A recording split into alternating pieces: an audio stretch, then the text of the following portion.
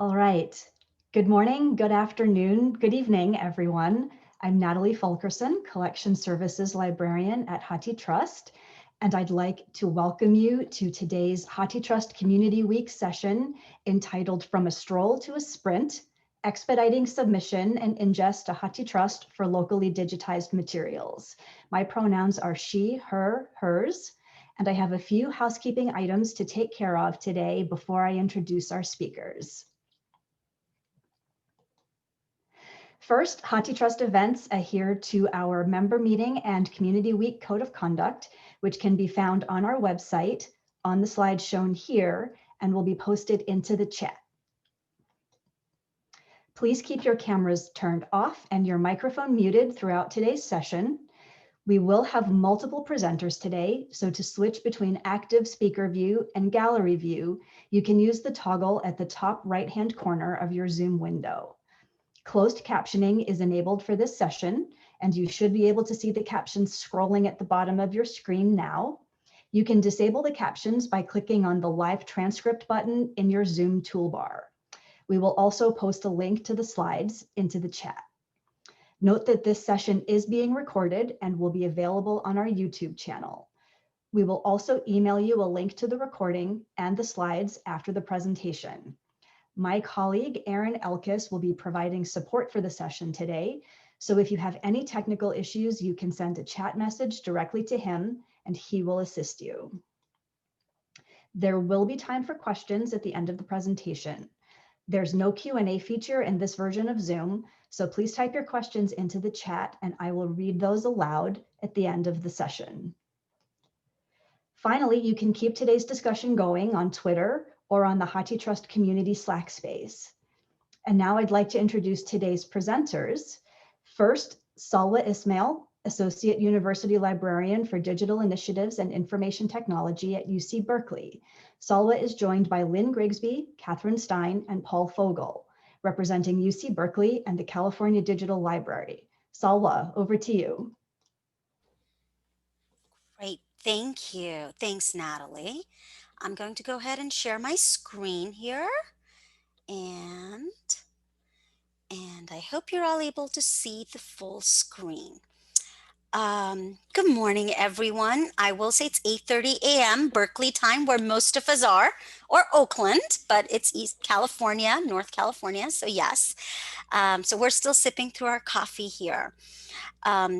Thank you, Natalie. Natalie did a great job introducing all of us. And just once again, I'm Salwa Ismail, and I have my colleagues here from the California Digital Library and Berkeley Library. So just to give you an overview of this presentation, we'll get started with me giving an overview of where we were, how we were strolling, doing our things happily before COVID-19 and the pandemic forced us all to pivot and work from home and provide services online. And how over summer our plans and discussions evolved, what processes and operations we had to adopt, adapt, and evolve, working with HathiTrust, working with our colleagues at CDL, working with the Berkeley Library colleagues across the different divisions and departments. What our pre-submission workflow is, so actually the details of how we were actually able to expedite and move our stroll to a sprint where we were rushing to submit items. We'll also provide some data.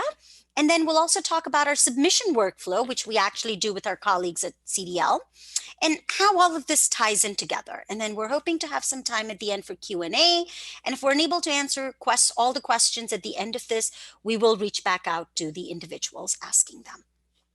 So with that, we were strolling. So just to give some context here, UC Berkeley libraries have been submitting to HathiTrust for a few years now. While we started scanning rare books and other physical books, non-rare books, in early 2012, we only started submitting to HathiTrust in 2016. And it took us some time actually to get the workflows set up because we were experimenting, we were testing, we were collaborating with our colleagues at CDL. And the real catalyst for us to submitting to HathiTrust were two things. For our local workflows, it was actually one thing, but two things overall.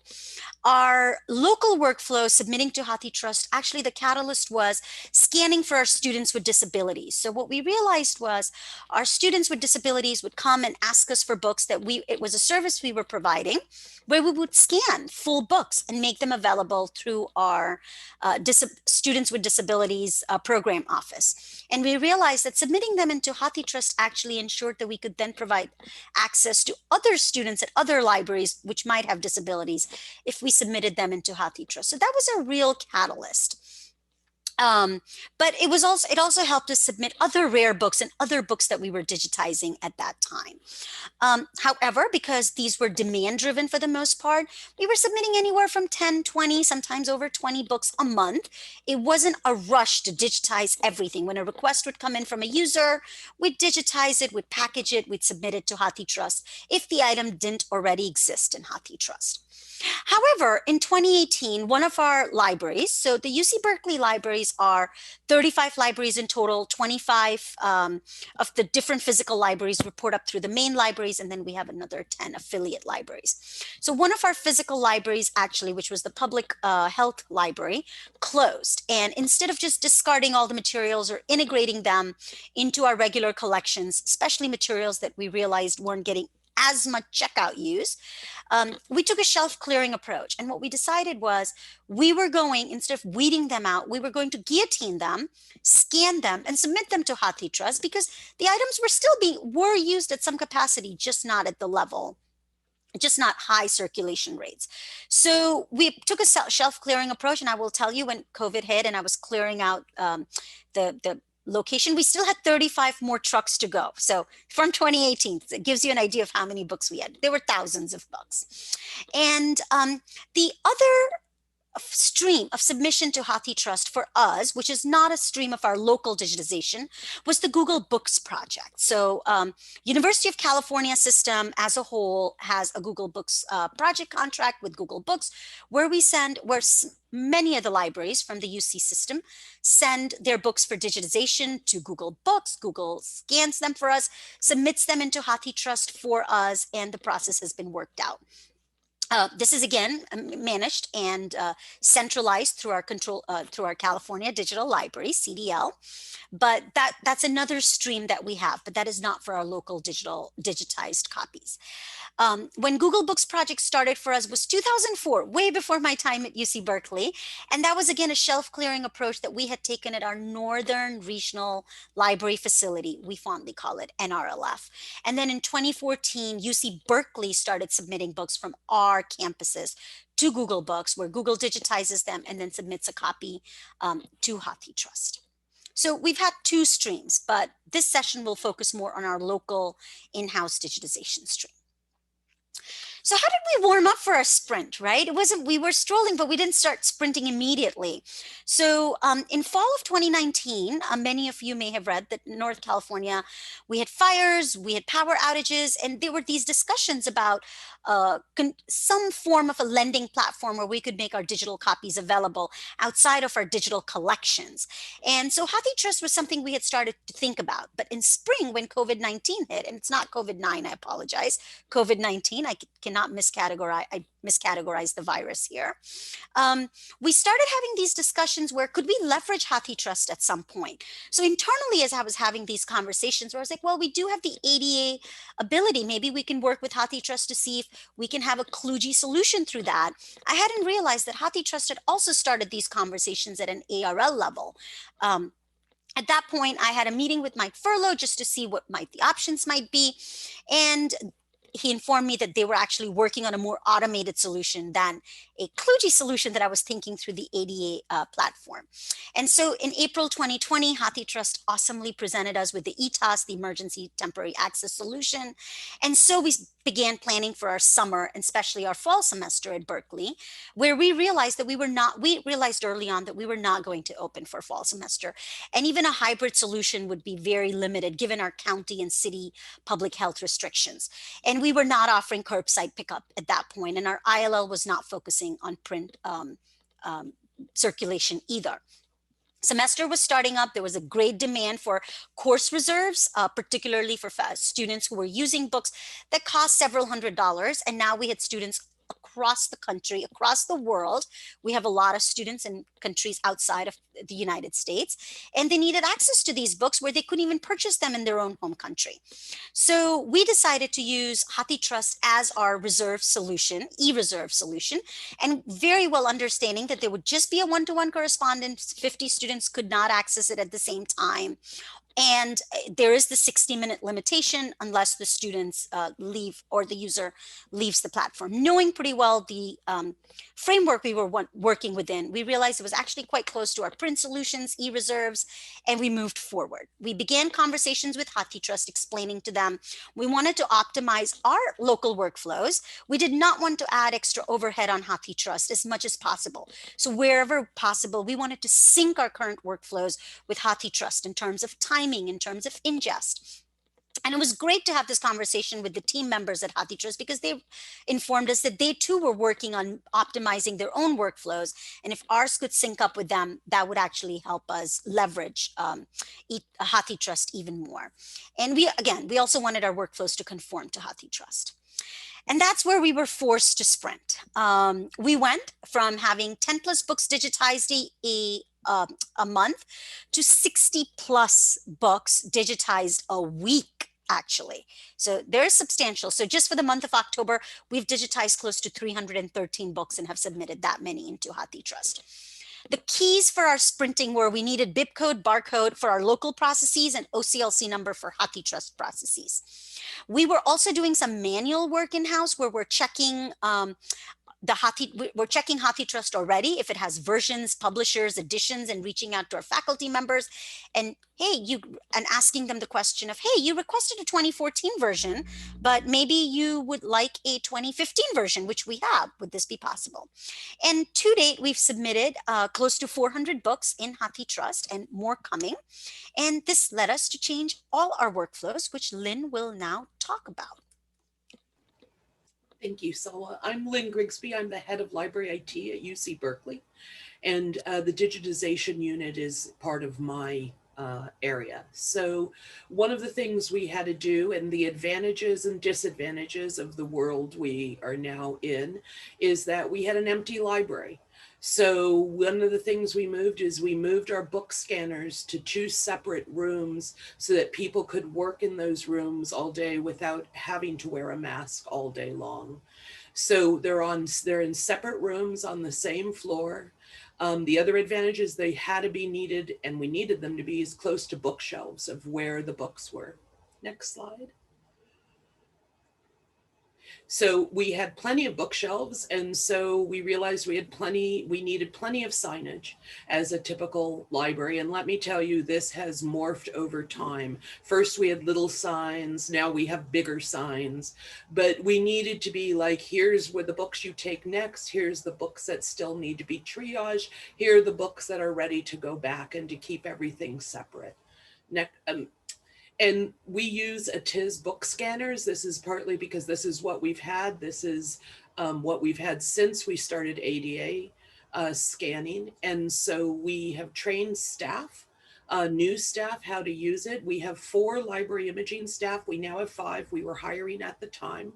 And then we got what we call shared staff. These were staff in other units who didn't have work from home. And so they wanted to come in, and they've been learning, and it's been really a positive experience.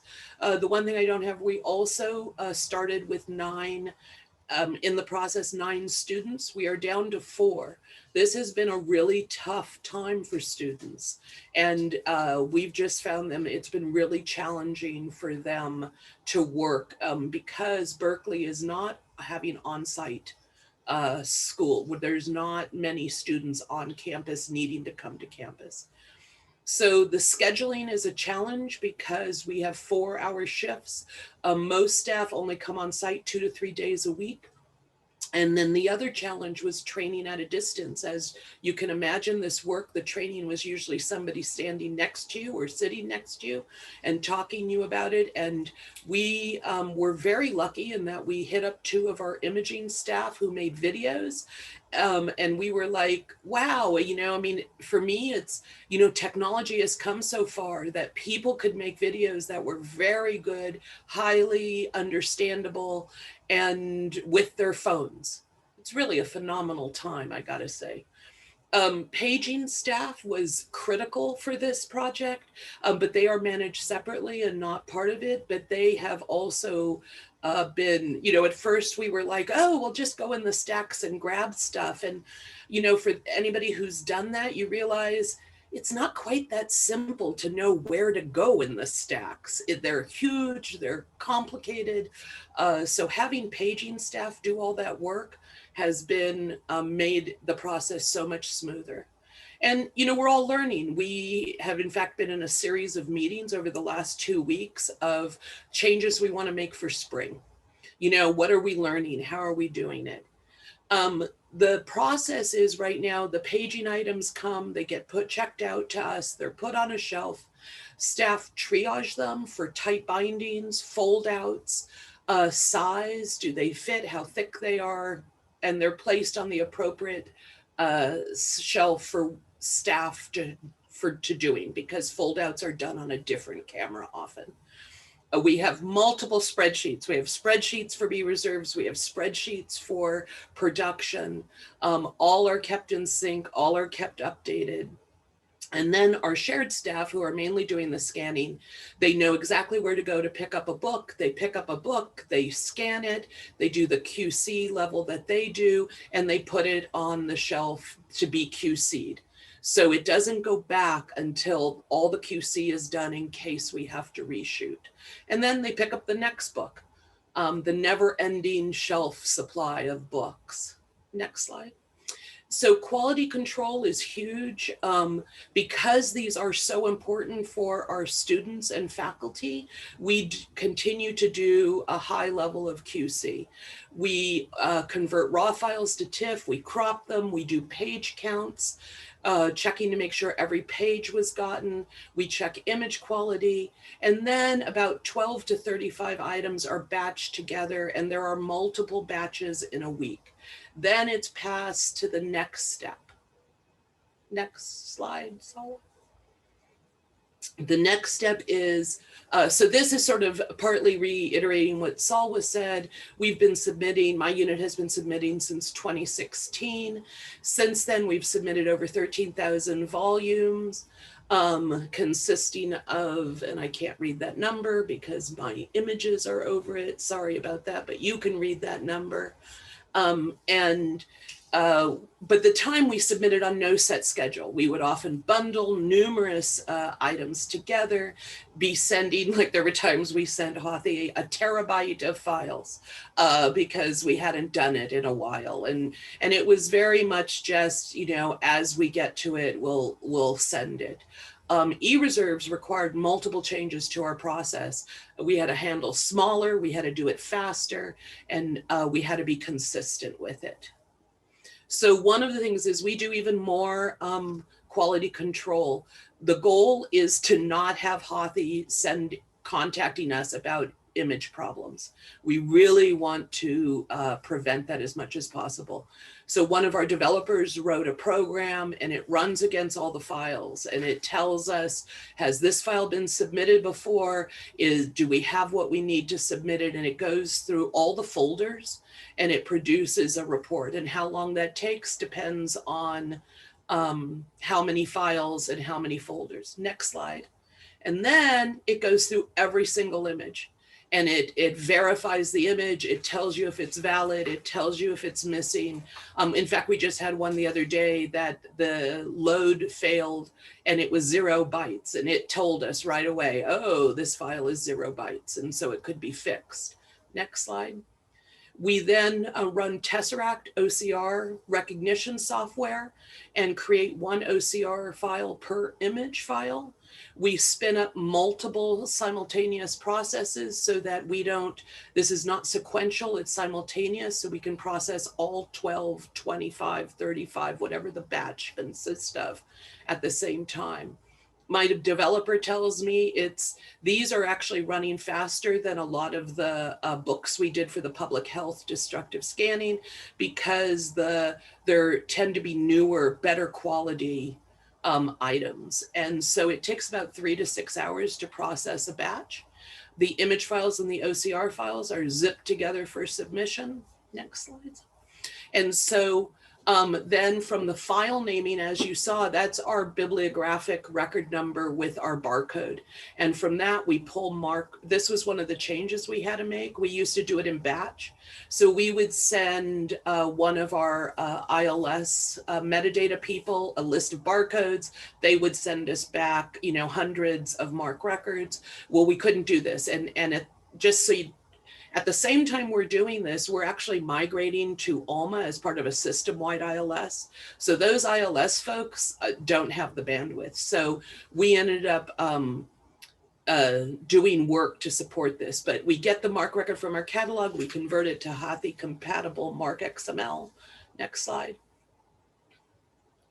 And so one of the changes for that MARC is we get it from Z39, because that's what our old catalog supports, and we do it real time. But we're constantly looking for improvements of how to speed it up, of how to make it more reliable, and also how to automate it. We want it to be push button or automated so that it's not taking a developer. And that's part of the process he's been working on.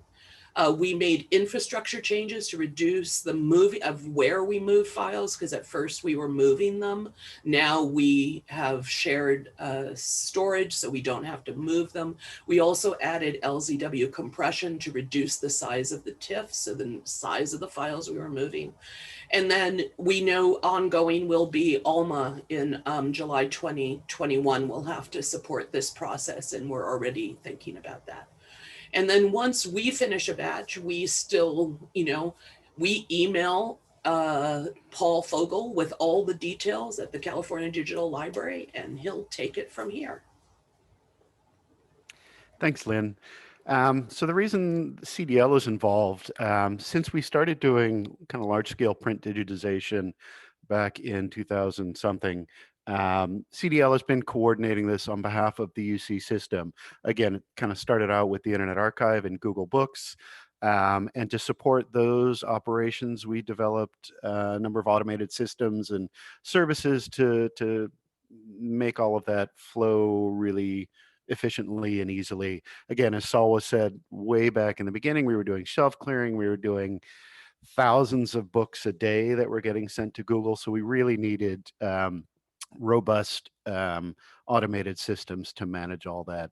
And again, CDL is coordinating deposits to HathiTrust on behalf of all of the UC locations that are contributing. And you've got a list there on the slide. Next, please, Salwa.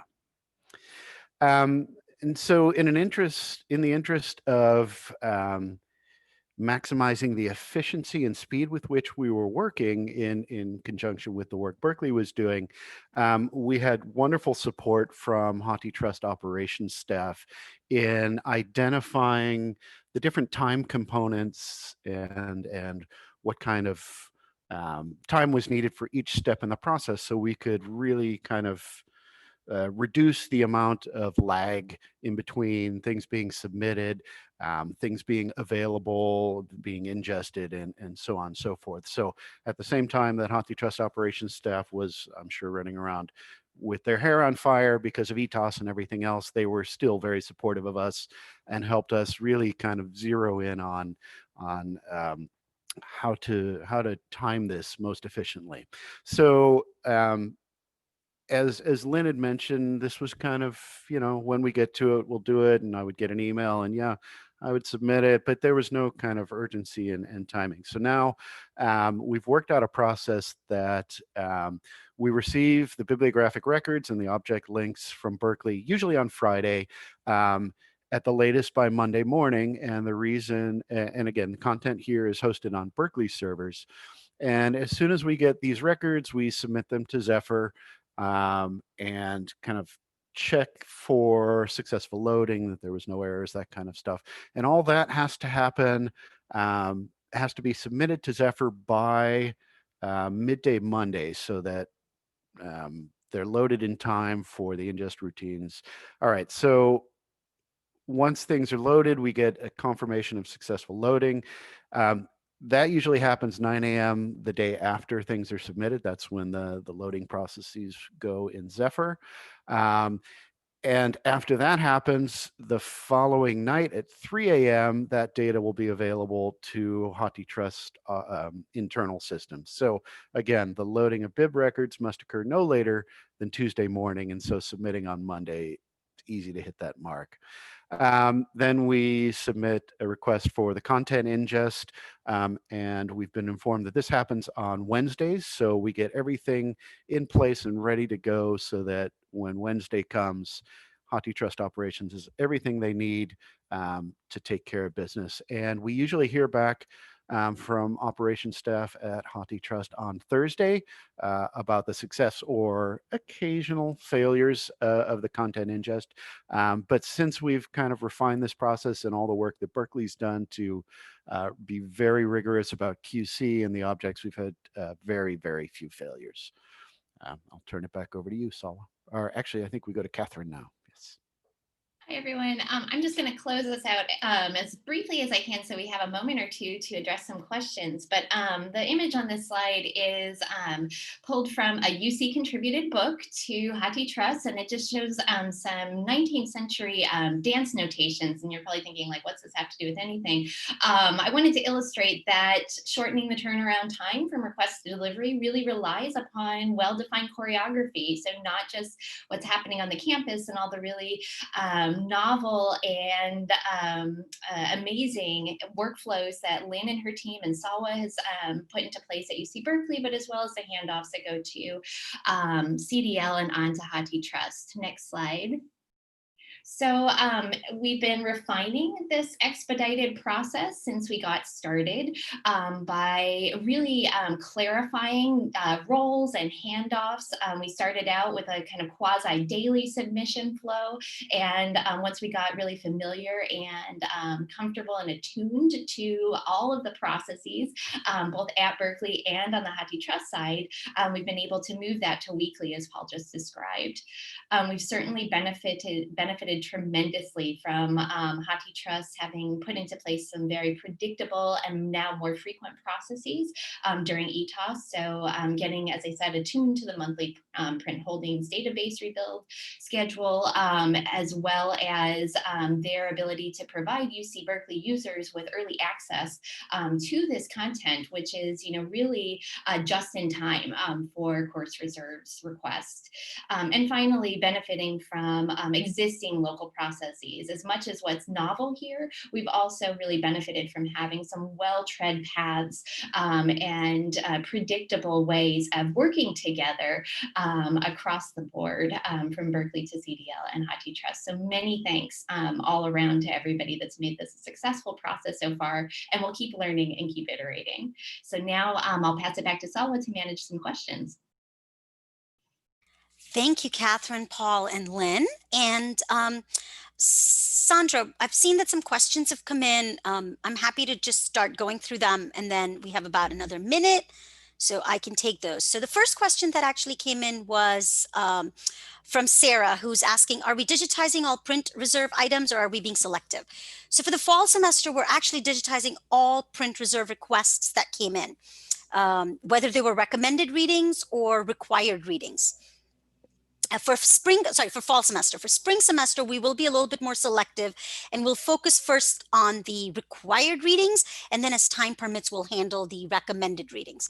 Again, we're only digitizing items that do not have ebooks, that we cannot purchase licensed ebook versions for. So there's a lot of back-end work that goes on by our course e-reserves team, where they check the item to make sure we don't have an ebook, they make sure we already don't have it in HathiTrust, and then we go ahead and digitize it. Another question came in was if we QC our OCR, or to ensure if it's good or good enough. And currently we don't. We submitted with the QC, the OCR that comes out of our Tesseract system. However, when a student with print disabilities requests it and we download the item, we actually then perform more specific, very detailed OCR to provide that PDF using HathiTrust's print disability policies, and to download the item and then make that available to the student with disabilities. And Salwa, we have time for one last question before we need to wrap up. And I think that was the last question, so that's perfect, which said, how are you handling copyright on these? Luckily for us, we don't have to handle copyright on these because HathiTrust is doing that for us. Once an item is digitized and made available, we do not check the book out. It's on our shelves, but we're closed stacks right now. All the buildings are physically closed. So in keeping with the ETAS guidelines and copyright compliance and other things, these books are being made available through ETAS. As soon as we open up our shelves, we will be working with HathiTrust to remove ETAS access and work with them on what the appropriate level of ETAS access is.